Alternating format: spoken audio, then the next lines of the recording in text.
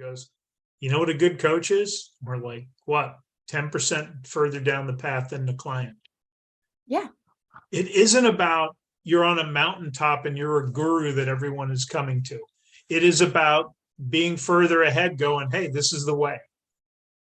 And I own and love the fact that I was a total asshole with my first divorce years ago. Now I own it. I was angry and did a lot of damage because of that, because I was a little whiny victim of what was done to me. That is the greatest gift that ever happened to me now, because when I work with men that are going through this stuff and trying to save a relationship, I talk about saving them from making the mistakes I made. Yeah. In my coaching with men, I talk about they're wandering through the forest of shit, shame, and pain. And I'm the drone up above who can tell them when to turn left, when to turn right. You can go left if you want here, but I'm telling you, there's a lot more pain and it's a longer path to get out of it. And, it's, to me, it's the greatest thing I can do for these men, because I learned the hard way and I paid a significant price, and I didn't need to pay that. And we see this, there's a man in one of the communities.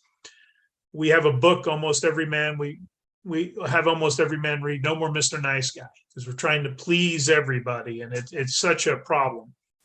And he told one of the other coaches, I bought that book 15 years ago and got nothing out of it, because he wasn't ready.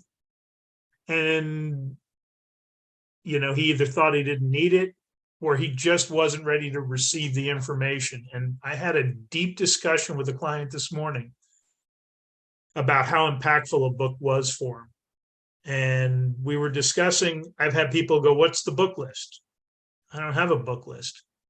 Right. Depends on the individual. And I have had books where I've had clients go, that was the most transformational thing I've ever read. Right. And I've had them say in the next breath, if you'd have given me that 2 months ago, I would have thought it was stupid. Right. It is about figuring out what's best for them right now, where they're at. As we look at all of this, why not you? Why not be the one leading the way? And you're not a fraud, and I think, well, I don't want to be, just because you're the first one to do something doesn't mean there's anything wrong or anything to be feared of. What if you change your family tree? Yeah.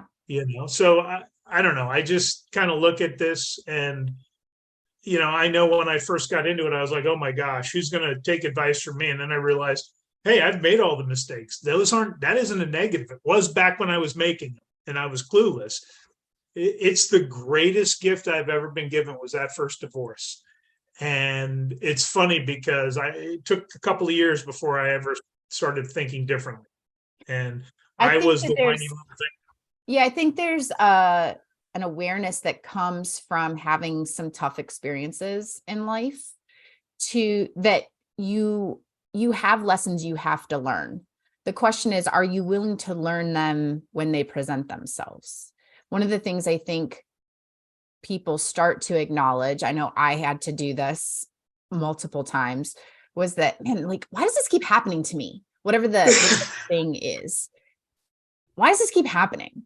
Well, because I didn't learn the lesson the first time. So we do ourselves a really good service to say, okay, maybe I'm not ready to learn this right now. Maybe I don't have the capacity. Maybe I don't want to, or maybe I didn't even see it. Maybe I didn't catch it.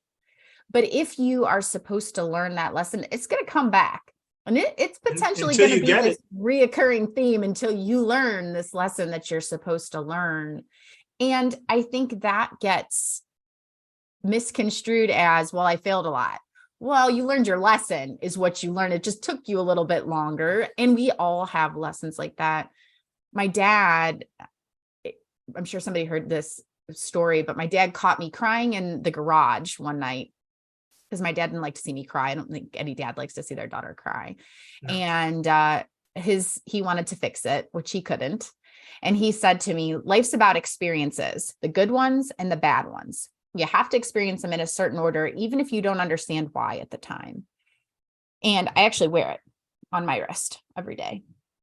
And I think that until you decide that you aren't in pursuit of a thing, I think actually this is your comment, in pursuit of a thing to have, but an experience and how it will adjust and change you, you will continue to get caught in this cycle of, am I fearing failure or am I fearing the success that I can have? And think about think of your top 10 greatest experiences in your life that brought you the most joy.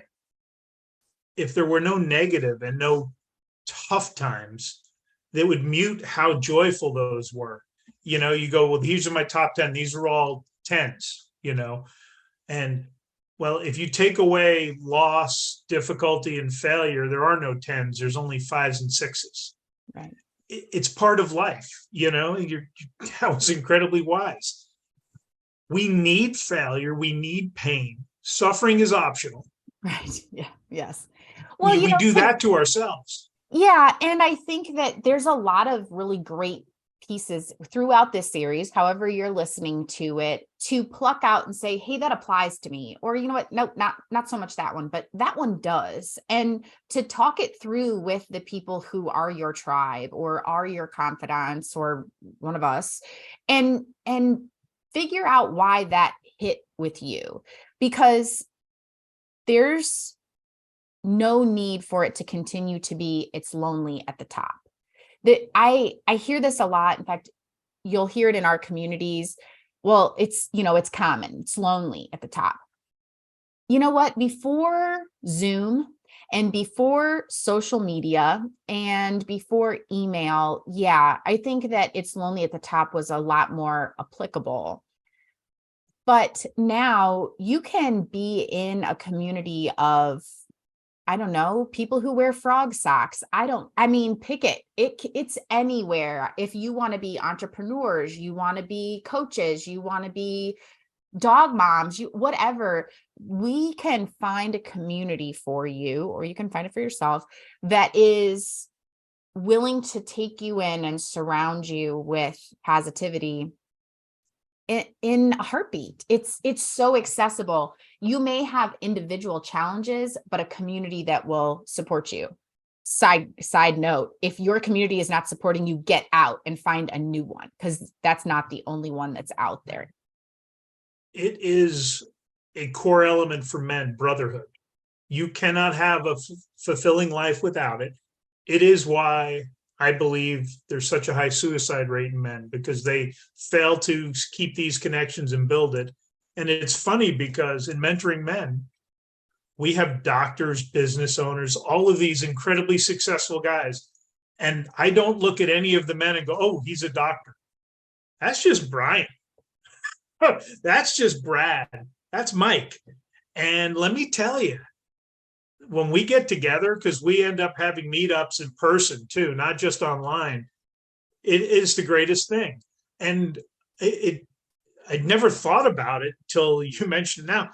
It isn't lonely at the top, because nobody looks at the doctors and go, oh, he's a doctor, he's a business. You're just another man.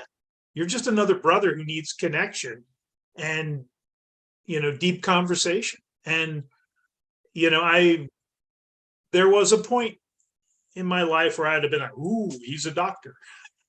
Now I'm like, whatever, it doesn't matter. And if you're not connected with a group, you're hurting yourself. Yeah. And I would encourage anyone listening to this. We're not here. I always tell people, we won't should on you. I don't should on people.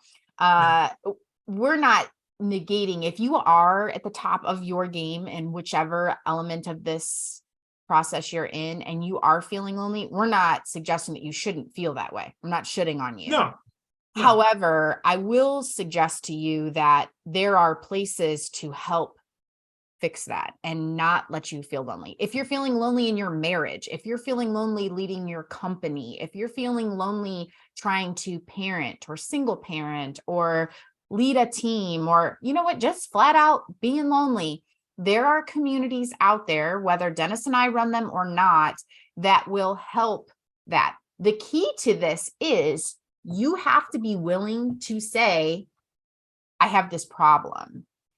One of the things that this series will point out is that naming what's going on in your journey is the most important. I can't pick it for you.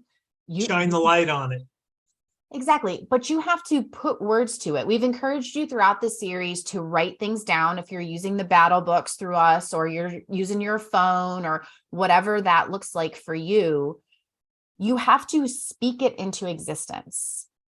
You have to almost manifest it if that's your jam, because without it, how do you even hold yourself accountable to what's going on?